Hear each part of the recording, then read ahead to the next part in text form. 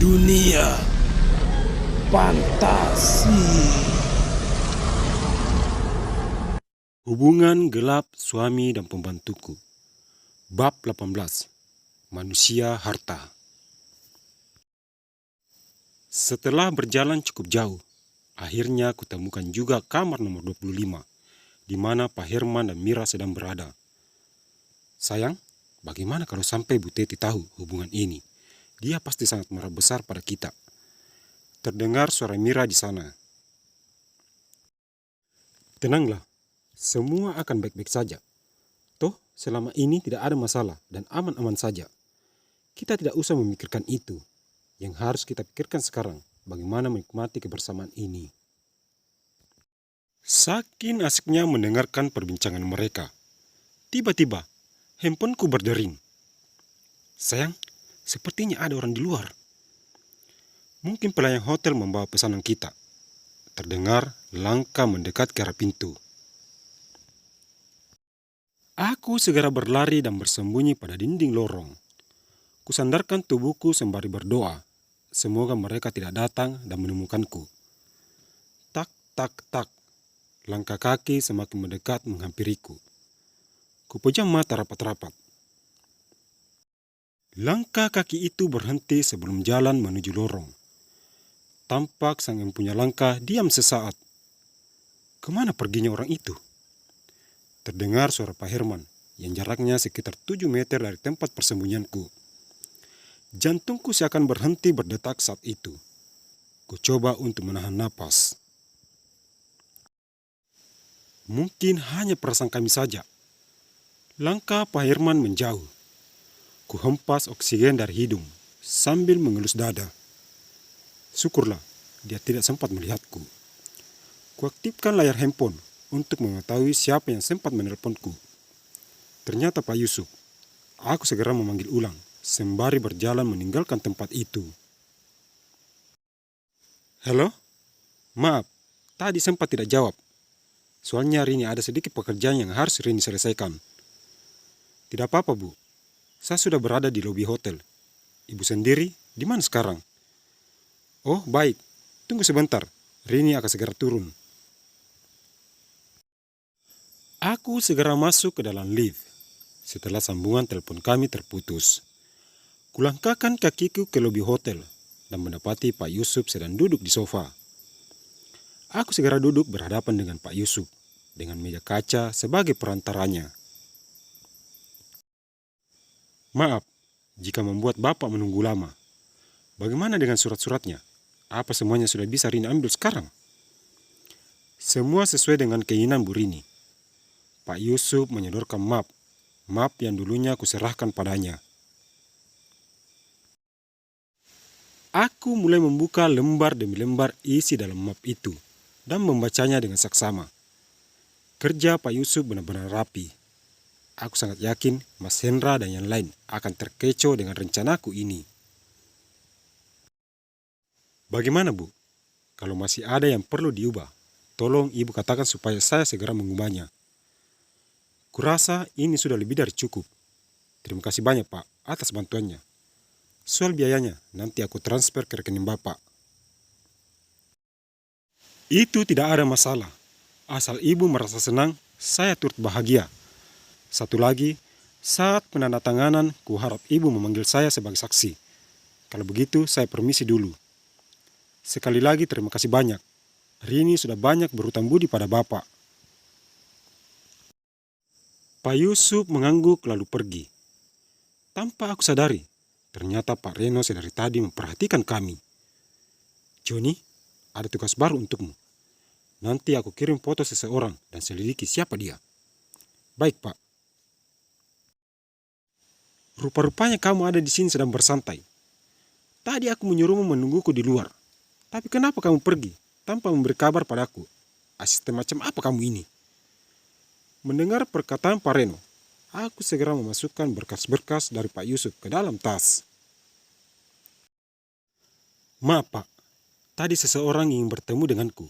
Makanya aku kemari. Apa ada yang bisa saya bantu? Alasan saya kamu ini. Ayo cepat berdiri dan kita makan siang sebelum kembali ke kantor. Aku segera berdiri dan mengikuti langkah Pak Reno masuk ke sebuah restoran yang masih ada dalam kawasan hotel. Melihat kami sudah duduk, beberapa pramusaji datang menghampiri kami. "Kamu mau pesan apa?" tanya Pak Reno. "Sesuaikan saja dengan pesanan Bapak." "Pelayan, keluarkan semua menu spesial restoran ini," perintah Pak Reno tanpa membaca daftar menu. Ada sekitar 10 menit kami menunggu, hingga semua menu spesial restoran itu sudah tersaji di atas meja. Kami berdua menikmati hidangan, tanpa ada pembicaraan sedikit pun. Kuselesaikan makan siang kami, dengan menyilang sendok dan garpu di atas piring. "Rudi, kenapa dia ada di sini? Bukankah Pak Yudi menyuruhnya untuk memasarkan produk di luar daerah? Dan siapa perempuan yang bersamanya itu?" Terlihat Pak Reno memandang ke arah dua orang yang sedang asik saling menyuapi di sebuah meja yang tak jauh dari kami duduk. Aku kembali disuguhkan pemandangan yang begitu mencengangkan. Rudi, kakak Mas Hendra, sedang duduk di sana bersama seorang perempuan yang tak kukenal. Pak Reno berdiri dan mendekati mereka. "Apa yang kamu lakukan di sini? Bukankah kamu ditugaskan untuk memasarkan produk di luar kota?" "Maaf Pak Reno, saya terpaksa pulang karena ada acara keluarga. Ayah dari temanku ini meninggal." "Terus, apa hubungannya denganmu?" "Pandai sekali alasanmu.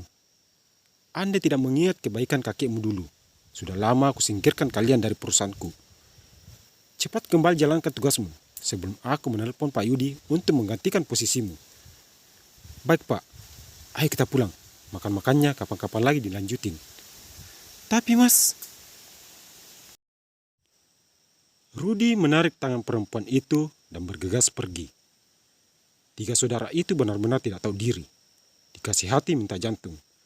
Mereka pikir perusahaan itu milik nenek moyangnya apa? Sungut Pak Reno sambil duduk di tempatnya semula. Setelah kulihat kondisi dan perasaan Pak Reno mulai membaik, kuberanikan diri untuk bertanya. "Tadi mereka itu siapa? Kenapa Bapak sampai marah besar pada mereka?" "Pria tadi itu adalah karyawanku, dan dua lagi saudaranya. Andai saja tidak mengingat persahabatan ayahku dan kakeknya, sejak dulu sudah kuhentikan mereka. Dibantu, malah semakin melonjak." Ternyata Mas Rudi, Mas Hendra, dan Mas Iwan satu bos denganku. Terus, siapa perempuan tadi? Apa Mas Rudi juga sama seperti Herman? Entahlah, mungkin benar kata pepatah, buah jatuh tidak jauh dari pohonnya. Katanya keluarga terhormat, tapi kelakuan tidak sepadan dengan perbuatan. Kusimpan handphoneku ke dalam tas. Dua gambar telah kucadangkan dan kusimpan rapi dalam handphone. Itu akan menjadi senjata pamungkasku bila kapan-kapan aku butuhkan. Hari semakin meninggi. Aku dan Pak Reno kembali ke kantor. Jam sudah menunjukkan pukul 12 siang. Para karyawan satu persatu keluar ruangan untuk beristirahat makan siang. Begitupun denganku. Rencananya siang itu aku ingin ke kantin, sekadar istirahat sambil menikmati segelas minuman favoritku. Suasana kantin terlihat ramai. Ada sekitar 50 orang yang sedang menikmati makan siang di sana. Belum juga setengah dari minumanku habis. Tiba-tiba, handphoneku berdering. Mas Hendra memanggil saat itu. Apa maksud dan tujuannya sudah terbaca dengan baik. Apalagi kalau bukan mengalihkan surat-surat itu. Ada maunya saja, baru menelpon. Menanyakan kabar saja, mana dia pernah. Aku ini istrinya, atau ATM berjalannya saja. "Iya mas, ada apa?" "Kamu sudah mengurus belum surat-surat itu?" "Aku sekarang di bank, tapi jawaban mereka masih sama seperti sebelum-sebelumnya. Tidak bisa meminjam dana kalau bukan atas namaku." Kugelengkan kepalaku. Setidaknya Mas Hendra bisa basa-basi terlebih dulu sebelum ke pokok utama. Tapi dasar manusia yang hanya memikirkan harta saja.